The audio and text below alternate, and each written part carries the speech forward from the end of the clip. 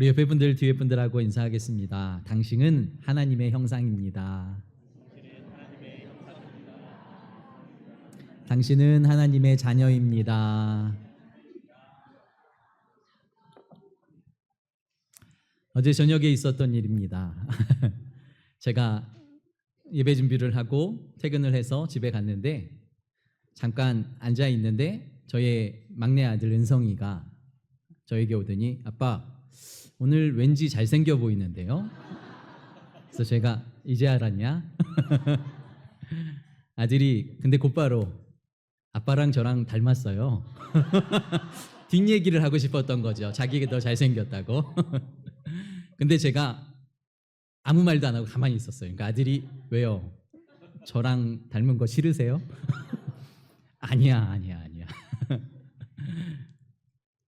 오늘 예배 오늘 아침까지 즉시 대답하지 않은 게 얼마나 미안한지. 아니야, 네가 아빠 아들이어서 아빠를 닮아서 얼마나 좋은지 모르겠다라고 대답해 주었으면 얼마나 좋았을까. 즉시. 그런 생각을 합니다. 그러면서 우리가 하나님의 자녀라고 말하잖아요. 우리는 하나님의 형상입니다. 하나님의 자녀입니다. 라고 이야기하는데 어떻게 그것을 증명할 수 있을까? 성경이 말씀하고 있는 것은 우리가 하나님 닮는 것이죠. 하나님이 거룩하시니까 우리도 거룩해야 하고 하나님은 사랑입니다. 라고 말하니까 우리도 사랑해야 하는 것이죠. 예수님이 너희가 서로 사랑하면 세상 사람들이 너희가 내 제자인 것을 알리라 라고 말씀하신 것처럼 믿음의 가정은 뭔가 달라야 하고 믿음의 교회는 믿음의 부모와 자녀와의 관계는 어딘가 달라야 하는 것이죠. 저 사람들은 저 상황에서도 서로 사랑하네, 서로 이해하네, 서로 용서하네, 서로 섬기네. 예수님 닮아가는 사람들이 예수님의 자녀임을 기억하시고 날마다 예수님 닮아가시길 힘쓰시는 성도 여러분들 되시기를 예수 그리스도 이름 축복합니다. 지난주 예수님은 오병이어로 어린아이의 도시락 하나로 장정 5,000명을 먹이시고 남기시는 12바구니를 남기시는 놀라운 기적을 행하십니다. 이 기적을 본 사람들마다 예수님을 다르게 보기 시작하는 거죠. 이전까지는 한 명 한 명을 살리셨습니다. 한 명을 고치시고 한 명을 살리시고 한 명의 필요를 채우시는 일들을 했다면 이번에는 단번에 5,000명 아니 2만 명이나 되는 사람들의 필요를 채우시는 그 사건을 경험하고 사람들이 웅성이기 시작하고 사람들이 달라지기 시작하는 거죠. 이 사건 직후에 예수님의 행동이 예수님의 사건이 오늘 우리가 다루는 본문의 말씀입니다. 22절 말씀 함께 읽어보겠습니다. 22절입니다. 시작. 예수께서 즉시 제자들을 재촉하사 자기가 무리를 보내는 동안에 배를 타고 앞서 건너편으로 가게 하시고 아멘. 오병이어의 기적으로 사람들이 웅성웅성하고 예수님을 달리 보기 시작할 때에 예수님은 즉시예요. 즉시 제자들을 건너편으로 보내십니다. 이 많은 무리들은 내가 다 집으로 보낼게. 너희들은 어서 배를 타고 건너편으로 건너가라 하고 등을 떠미듯이 제자들을 배에 태워서 저들을 갈릴리 호수, 갈릴리 바다 중간으로 보내십니다. 건너편으로 보내십니다. 왜 그러셨을까? 요한복음에 그 이유가 기록되어 있습니다. 요한복음 6장 15절 말씀 제가 읽어드릴게요. 그러므로 예수께서 그들이 와서 자기를 억지로 붙들어 임금으로 삼으시려는 줄 아시고 다시 혼자 산으로 떠나가시니라. 오병이어의 기적을 본 사람들이 와, 예수님을 왕으로 삼으면 이제 먹을 걱정하지 않아도 되겠다. 저분이 왕이 되시면 수많은 기적을 일으키시겠구나. 저분이 왕이 되시면 우리가 로마의 압제에서 벗어날 수 있겠구나. 예수님을 임금으로 삼으려고, 예수님을 왕으로 삼으려고 하는 저 무리들의 마음을 아시고 예수님은 제자들을 먼저 배를 태워 호수로 보내시고 예수님은 기도하러 산으로 올라가십니다.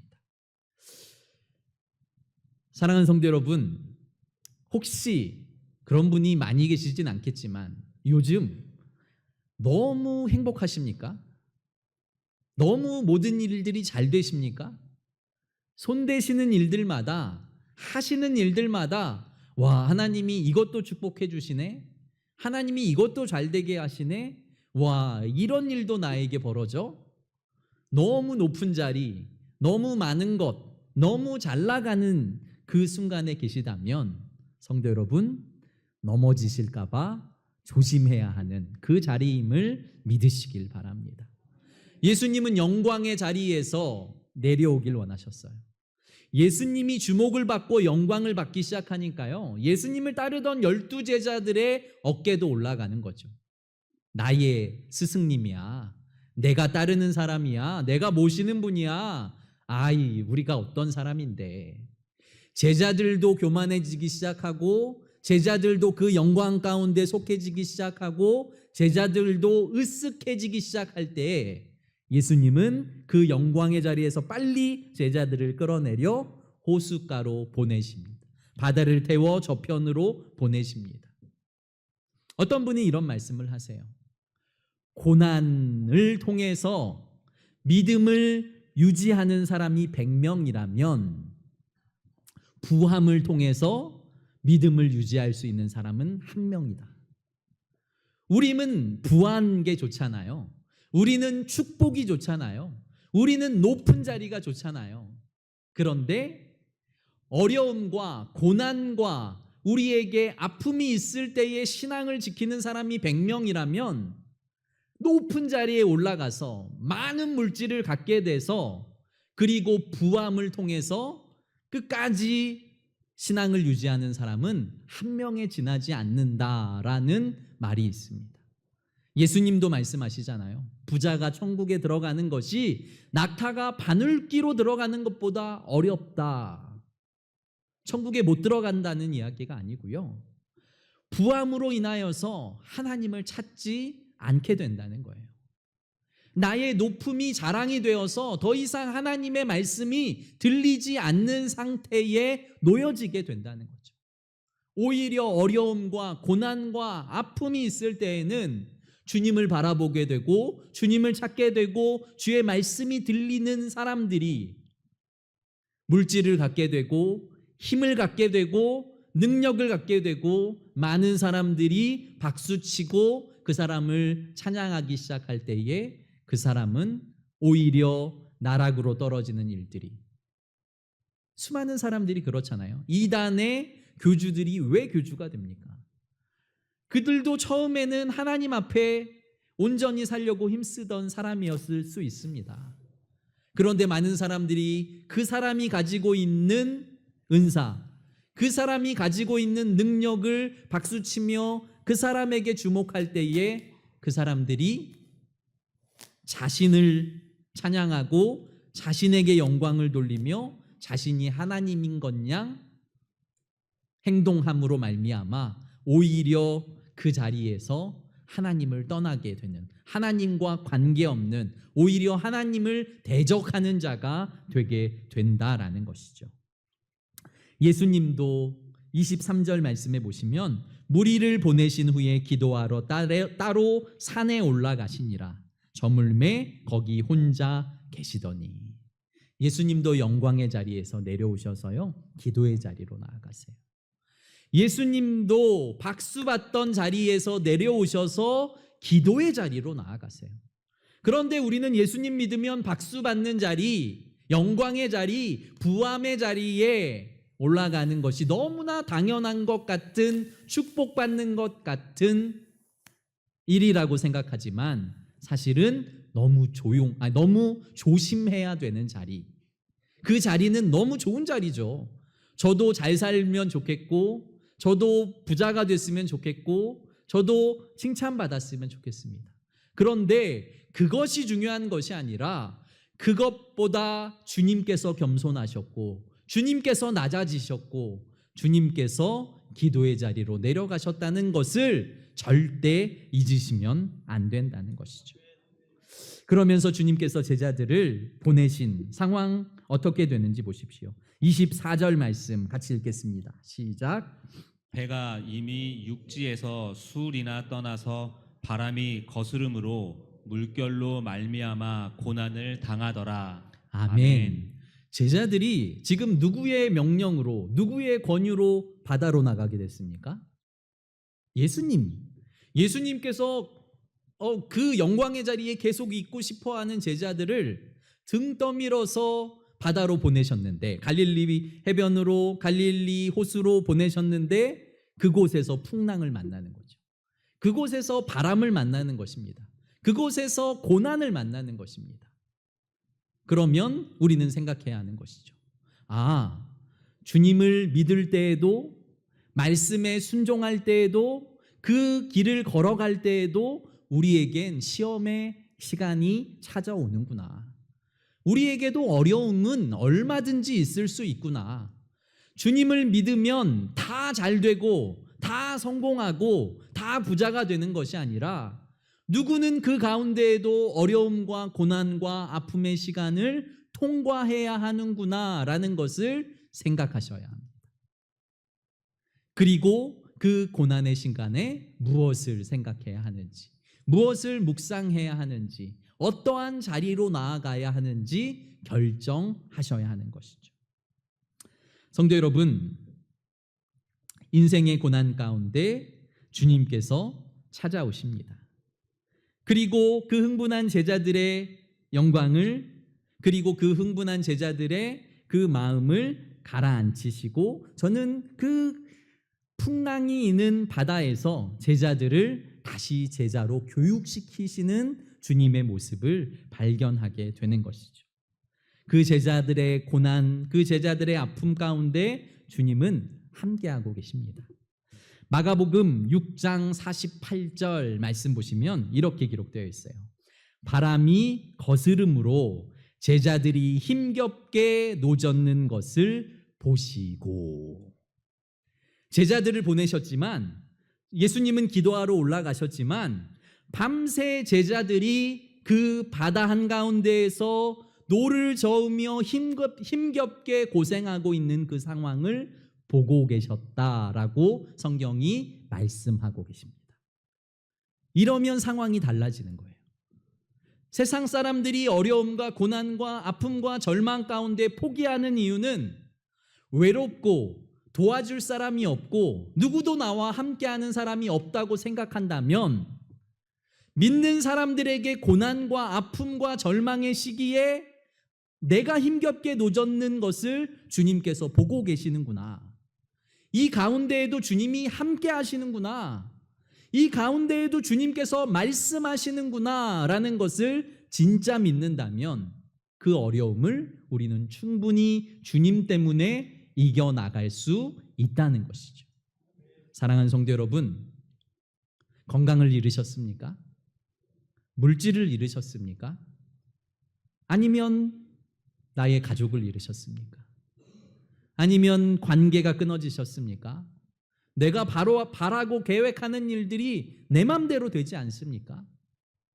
중요한 것은 주님께서 그것을 알고 계시고, 주님께서 그 시간에 주목하고 계시고, 주님께서 나와 함께하고 계신다는 것을 잊지 마시길 바랍니다.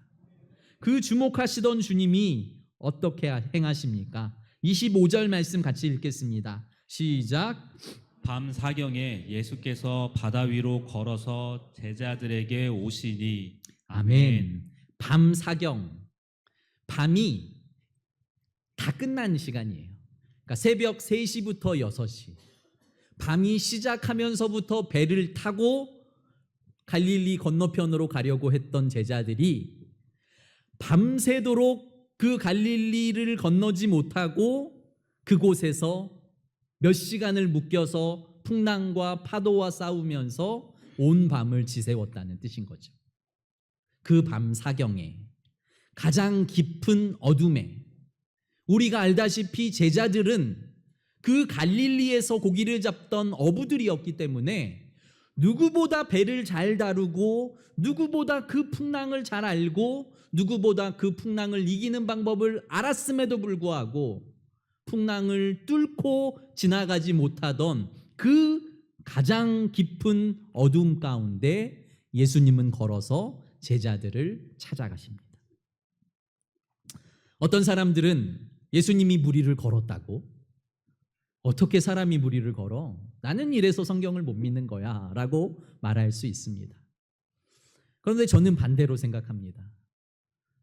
내가 하나님인데, 이분이 예수님인데 무리를 못 걸어? 무리를 걷다가 물에 빠져서 허우적거리고 있어? 이분이 하나님이십니까? 예수 그리스도가 나의 주 나의 하나님이라고 믿는다면, 하나님의 아들이십니다 라고 고백한다면 예수님이 무리를 걷는 것은 너무나 당연한 일이고, 오히려 사람처럼 물에 빠져서 허우적대는 게 말도 안 되는, 그분은 신이 아닐 수밖에 없는 거죠. 오히려 하늘을 날고 바다를 잠수해도 그것이 이상한 것이 아닌, 그분은 신이라는 것을, 그분은 하나님의 아들이라는 것을 우리는 마음에 깊이 새겨야 합니다. 그 주님이 걸어서 무리를 걸어서 제자들에게 오세요. 밤 사경이니까요, 사실은 배를 구할 방법도 없었고요, 그곳을 갈 방법이 없었어요. 그러니까 예수님이 평소에 하시지 않던 무리를 걸어서 제자들에게 가시는 거죠. 제자들에게 가시는 그 장면, 모든 것을 포기하고 이제 가장 짙은 어두움에 그 모든 기술과 어부에 관한 모든 것들을 사용했음에도 되지 않는 그 상태. 이제 안 되겠다. 내가 평생 어부를 했는데 이런 광풍은 처음 봐. 이것을 어떻게 뚫어야 할지 나는 모르겠어. 누가 도와주지 않으면 나에겐 방법이 없어. 모든 것을 내려놓은 그 상태, 그때에 주님께서 제자들에게 걸어가십니다. 이 찬양이 생각나죠?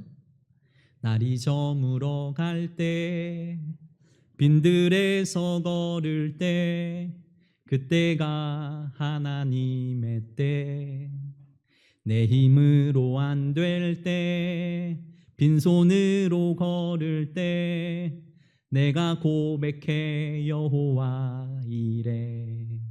후렴이 주가 일하시네, 주가 일하시네. 이 곡을 처음 부른 김브라이언이라는 찬양 사역자가 있습니다. 근데 이분이 이 곡을 처음으로 부르고 발매한 후에 갑자기 어려움이 닥친 거예요. 고난이 닥치고 말도 안 되는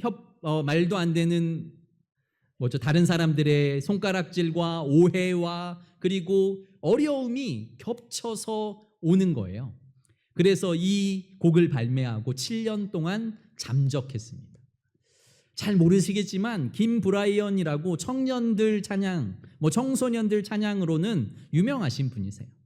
이분이 많은 활동을 하다가 이 곡을 발매하고 7년 동안 잠적했다가 다시 이제 찬양 사역을 시작하면서 간증을 하는데, 여러분, 찬송은 잘 불러야 됩니다. 그러는 거예요. 제가 이 곡을 냈더니 진짜 7년 동안 저는 어둠이었습니다. 광야였습니다. 빈들이었습니다.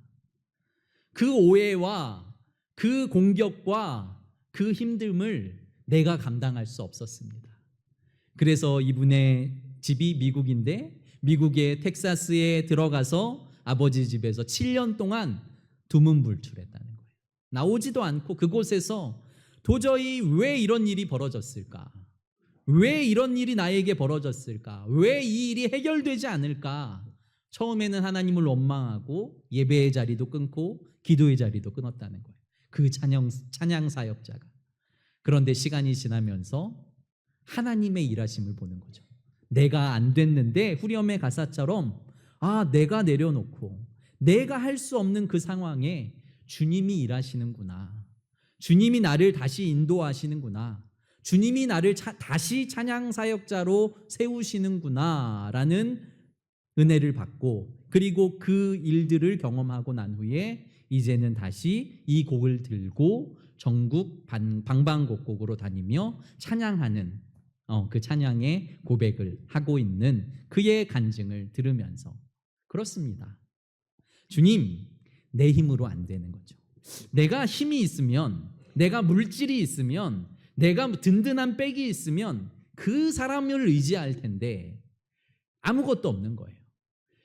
배에 타고 있는데 그 배를 움직일 수 있는 기술을 가지고 있는데 그 기술을 다 사용했는데도 그 폭풍을 뚫을 수 없는 그 상태에, 그 절망과 그 고난과 그 어둠의 시기에 주님을 바라보는 거죠. 주님의 걸어오심을 보게 되는 겁니다. 주님께서 26절 말씀에 제자들이 그 바다 위로 걸어오심을 보고 놀라 유령이라 하며 무서워하여 소리를 지르거늘.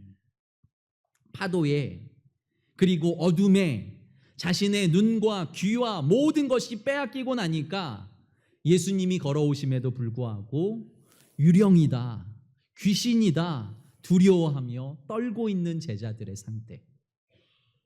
우리의 고난이, 우리의 아픔이, 우리의 절망이 예수 그리스도를 바라보지 못하게 하고 있지는 않은지 우리의 삶을, 우리의 상황을 돌아보시길 바랍니다. 그때 주님께서 이렇게 말씀하세요. 27절 말씀 같이 읽겠습니다. 시작. 예수께서 즉시 이르시되 안심하라, 나니 두려워하지 말라. 아멘. 주님께서 걸어오셔서 귀신이다 소리치는, 유령이다 소리치는 제자들에게 즉시 대답하세요. 안심해라, 나다, 두려워하지 말아라. 인생의 풍랑에 있는 우리에게 말씀하시는 거죠. 나다, 내가 너와 함께 있다, 두려워하지 말아라. 어둠이고 터널이고 말도 안 되는 문제 가운데 있을지라도 나야, 내가 너희와 함께 있어. 내가 지금 네 옆에 붙어 있다. 내가 지금 네 안에 거하고 있다라는 것을 주님께서는 계속해서 우리에게 선포하고 계심을 믿으시길 바랍니다. 아멘아. 어려움 당했니? 걱정하지 마. 내가 너와 함께 하고 있어. 누구누구야? 지금 도저히 헤어나올 수 없는 그 상황에 놓여 있니? 걱정하지 마. 내가 지금 너와 함께 하고 있다. 이 말씀이, 이 주님의 음성이 여러분들의 마음에 깊이 새기시기를 예수 그리스도의 이름으로 축복합니다. 아멘. 이 말씀을 들은 베드로가 즉시 반응합니다. 주님, 진짜 주님이면 나도 무리를 걷게 해 주십시오. 나도 주님께 걸어서 가게 해 주십시오 라고 말씀합니다. 예수님께서 그래 와.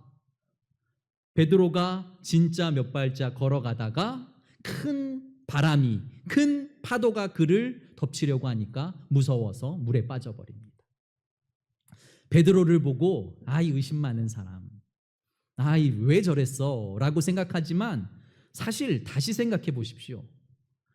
지금 바다의 상태가 어떤지, 큰 파도가 지금 배를 뒤집어 버릴 것 같은 그 상태에서 예수님을 향해서 내가 그 바다 위로 뛰어들겠습니다, 내가 예수님께 걸어가겠습니다 라고 말하는 베드로의 믿음이 얼마나 큰 믿음인지 한번 생각해 보십시오. 큰 풍랑에 모두 다 배를 붙잡고 있어요.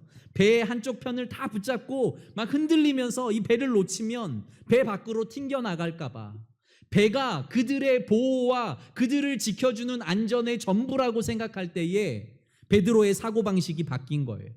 아, 안전은 이 배가 아니라 예수 그리스도구나. 파도치는, 물결치는 그 바다의 중앙이어도 예수님이 계신 곳이 가장 안전한 곳이구나. 내가 타고 있는 이 배가 안전한 곳이 아니라 내가 가지고 있는 이 집이, 나의 물질이, 나의 건강과 나의 배경이 나를 안전하게 지켜주는 것이 아니라 주님과 함께하는 그곳이 가장 안전한 곳이구나 라는 것을 깨달은 베드로가 발걸음을 띄었다고 저는 확신합니다. 성도 여러분, 큰 파도를 주목하면 주님께 갈 수 없습니다. 베드로가 처음에 주님만 주목했어요. 주님이 거기 계시니까 저도 가고 싶습니다. 풍랑이는 파도의 고난의 한 중간에, 어려움의 한 가운데에 주님이 계실지라도 나는 그곳으로 가고 싶습니다. 제가 전에도 한번 말씀드린 적이 있는데, 어떤 선교사님이 자녀가 5명인데 자녀 5명이 다 선교사인 거예요. 큰아들이 아프리카의 오지에 전기도 들어오지 않는 정말 오지에서 선교하고 있는데 한번 방문하게 된 거예요. 아버지 선교사님 방문하는데, 아버지 선교사님이 평생 선교사로 살았는데 아무리 내가 생각해도 나도 이곳에선 선교를 못하겠다라는 정도의 마음이 들 정도의 선교지였다는 거예요. 그러면서 아들과 며칠 지내다가 돌아오는 그 저녁에 라면 박스에 박스를 하나 찢어서 글씨를 썼다는 거잖아요. 아들아, 우리가 지금은 이 땅에 이상하게 제 아들도 아닌데 맨날 이 얘기를 하면은 제가 가슴이 맵니다. 아들아, 우리가 지금은 이 세상의 변방에 있을지라도 우리 천국의 중심에서 주님과 만나자, 이 말을 적고 한국으로 돌아왔다는 거예요. 저는 이 말씀이 그분들의 믿음을 상징한다고 생각해요. 이 땅에서 고난이지만 우리는 주님과 함께 있다면 그곳이 하나님의 나라라고 찬양하고 노래하는 사람들이잖아요. 높은 산도 거친 들도 그 어디나 하늘나라 주님 계신 곳이, 궁정이어도 아무리 가난해도 주님과 함께 하시면, 주님과 함께 있으면 그 어디나 하늘나라라고 외치고 있지만, 어려움 당한 자들을 향해 우리는 쉽게 하나님 앞에 뭐 잘못했나? 하나님이 저 사람을 사랑하지 않나? 하나님이 나를 사랑하지 않나? 쉽게 오해하고 쉽게 말할 수 있지만 전혀 그렇지 않다라는 것을 우리는 다시 마음에 새겨야 합니다. 고난의 유익은 그 고난을 통해서 주님의 주님 되심을 발견하게 된다는 거예요. 마지막으로 32절 33절 말씀 함께 읽겠습니다. 시작. 배에 함께 오름에 바람이 그치는지라 배에 있는 사람들이 예수께 절하며 이르되 진실로 하나님의 아들이로소이다 하더라. 아멘. 어떤 파도도 어떤 풍랑도 주님이 배에 오르시니 잠잠해집니다. 어떤 인생도 어떠한 사람도 주님이 함께 하시면 그 마음에 평안이 찾아올 수 있다는 것을 믿으시길 바랍니다. 그 배에 있던 모든 사람이 예수께 절하며 진실로 하나님의 아들입니다 라고 고백합니다. 고난이 아니고선 이 고백이 나오지 않아요. 내가 너무 부하고 내가 모든 것을 갖추면 주님이 보이지 않고 주님의 소리가 들리지 않는 사람들이 대부분이죠. 그런데 고난을 이기게 하시는, 어려움을 이기게 하시는 주님의 말씀으로 우리가 살아갈 수 있는 자들임을 깨달을 때마다 진짜 주님이셨군요. 진짜 하나님의 아들이셨군요. 당신만이 나의 주님이십니다. 주인이십니다. 라고 믿음으로 고백할 수 있는 것이죠. 사랑하는 성도 여러분, 성공의 가도를 달리시고 있습니까? 겸손하시고 기도의 자리로 내려오시고 예수님처럼 기도하시길 바랍니다. 혹시 풍랑 가운데 계십니까? 가정이, 자녀가, 내가, 사업이, 어떤 것도 풍랑과 어려움과 고난 가운데 있을 때에 주님을 바라보시길 바랍니다. 주님이 나의 인생의 배의 주인 되시면 어떤 풍랑도 잠잠해집니다. 주님이 우리와 함께 하고 계시면 풍랑 한가운데, 그 파도가 치는 바다 한가운데에도 가장 안전한 곳이 된다는 것을 기억하시길 바랍니다. 그리하여 주님, 나의 상황을 바꿔주세요 보다 주님, 내가 주님이 왜 보이지 않을까요? 주님, 나에게 왜 주님의 소리가 들리지 않을까요?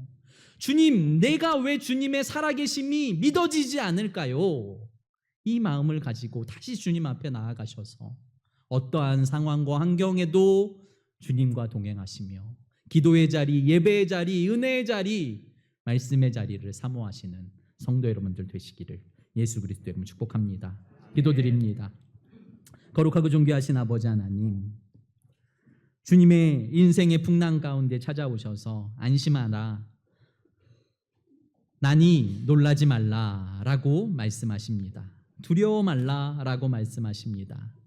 아버지 하나님, 우리가 나의 풍랑과 나의 고난과 아픔 때에 진짜 살아계신 주님을 만나고 있는지, 그 주님으로 말미암아 평안을 찾고 있는지 돌아보게 하시고, 아직도 나의 인생에 풍랑이 덮치고 고난이 덮치고 어려움이 덮쳤을지라도 주님 보고 계시는군요.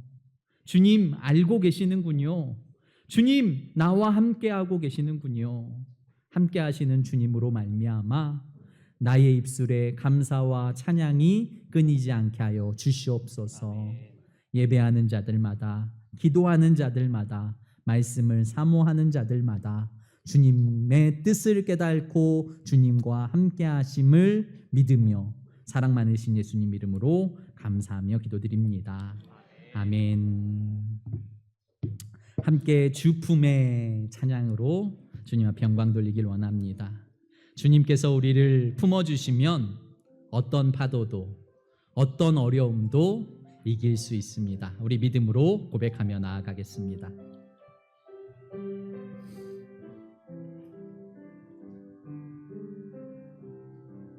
주품에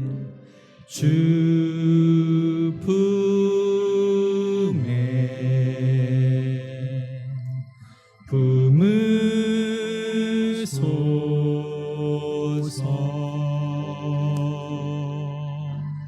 능력에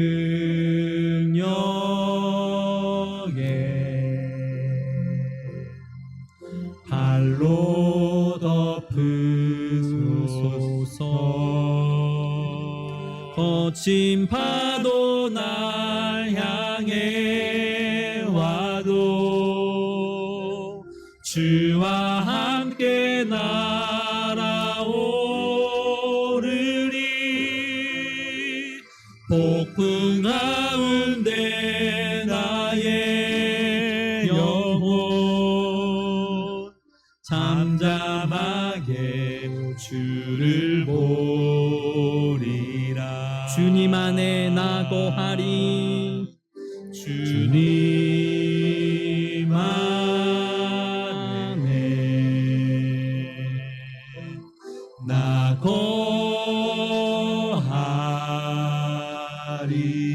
주 능력 나는 믿습니다.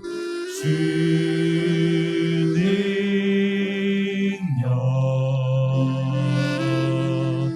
나 잠잠히 믿네. 거친 파도 날 향해 와도 주와 함께 날아오르리. 폭풍 가운데 나의 영혼 잠잠하게 주를 보리라. 한 번 더 고백합니다. 거친 파도 날 향해 와도 주와 함께 날아오르리. 폭풍 가운데 나의 영혼, 폭풍 가운데 나의 영혼 잠잠하게 주를 보리라. 잠잠하게 주를 보리라. 말씀을 생각하며 함께 기도하길 원합니다. 그렇습니다. 어떤 인생의 풍랑에도 주님은 우리와 함께 하십니다. 어떤 고난과 역경 가운데에도 주님은 능히 이기실 능력이 있으십니다. 주님, 거친 파도에도 폭풍 가운데에도 주님을 보게 하소서, 주의 말씀을 듣게 하소서, 주님께 나아가게 하소서, 주님을 붙들게 하여 주시옵소서. 그리하여 우리의 모든 어려움과 모든 역경과 모든 절망과 모든 아픔과 아버지 하나님 모든 병과 마음의 질병과 관계의 어려움들이 떠나가게 하소서. 주여, 한번 크게 부르짖고 기도하며 주 앞에 나아갑니다. 주여, 거룩하고 존귀하신 아버지 하나님, 우리가 주님을 바라봅니다. 우리가 주님 앞에 나아갑니다. 우리가 주님의 손을 붙잡습니다. 아니, 옷자락이라도 붙잡습니다. 우리의 고난 가운데 주님 함께 하소서. 우리의 어려움을 아시는 주님 함께 하소서. 주님 역사하시고 주님 치유하시고 회복하시고 일으켜 주시옵소서. 나의 힘으로 할 수 없음을, 나의 능으로 할 수 없음을, 아버지 하나님 나의 삶으로 할 수 없음을 믿음으로 고백하오니 주여 일하시고 주여 역사하시고 주여 은혜를 더하여 주시옵소서. 아버지 하나님, 주님을 소망하는 자들마다, 주님을 바라보는 자들마다, 주님 앞으로 나오는 자들마다, 기도하며 예배하며 주님을 구하는 자들마다 주님 만나소서, 주님 치유하소서, 주님 회복하소서, 주님 역사하여 주시옵소서. 그리하여 저들의 고백도 나의 주 나의 하나님입니다 믿음으로 고백하게 하여 주시옵소서.